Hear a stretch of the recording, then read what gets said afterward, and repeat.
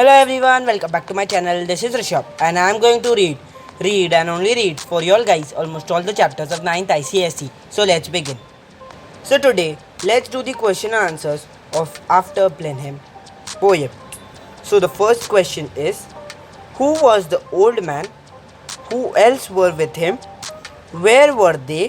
What kind of situation is presented here?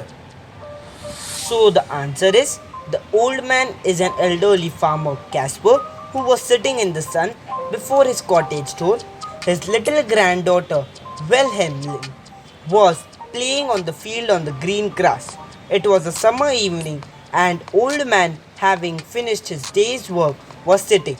The situation described here is commonplace, familiar. Nothing is spectacular. Second question. Why did the old man shake his head and had a natural high? Who found the skull?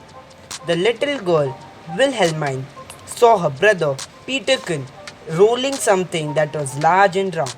Peterkin had discovered the thing by the side of the rivulet while he was playing there. He came back home to know what that thing was. The old man Casper took it from Peterkin, who stood expectantly for the answer. He looked at it, shook his head in sorrow, and sighed. He said that it was somebody's skull. The person must have died in the battle fought at Blenheim. Third question. Where was the skull found? Why does the speaker say that the skull was some poor fellow? The skull was found by Peterkin by the side of the rivulet while playing. Casper exclaims that the skull was of some poor fellow as he fell a victim to the death and destruction caused by the famous victory, where scores of the other people were also killed in the battle that was known for its victory. Fourth question. How common were the skulls there? At which place many of them could be found? The poem is a scathing commentary as man's cruelty to man.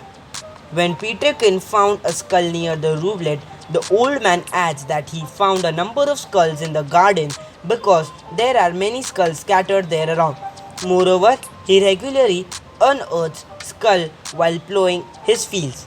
It was so because thousands of men were killed in the Battle of Blenheim. Fifth question. What victory is being referred to in the extract? Who was responsible for the victory? Answer. The victory of England's Duke of Marlborough and Savoy's Prince Egwin, our French and Bavarian forces at Blenheim is being referred here. In November 1700, the grandson of King Louis XIV of France acceded the throne Spain as Philip V, Austria and other European countries saw this development as an unfair plan of the French king to increase his power and influence.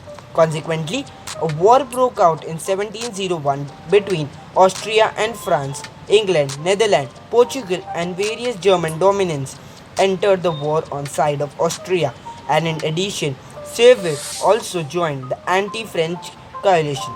Eventually, the French and Bavarian forces were defeated at Blenheim. Among the conquering heroes were England's Duke of Marlborough and Savoy's Prince Egwin. So that's it for today, guys. We'll continue the ahead of the question and answers in part 2 of the chapter.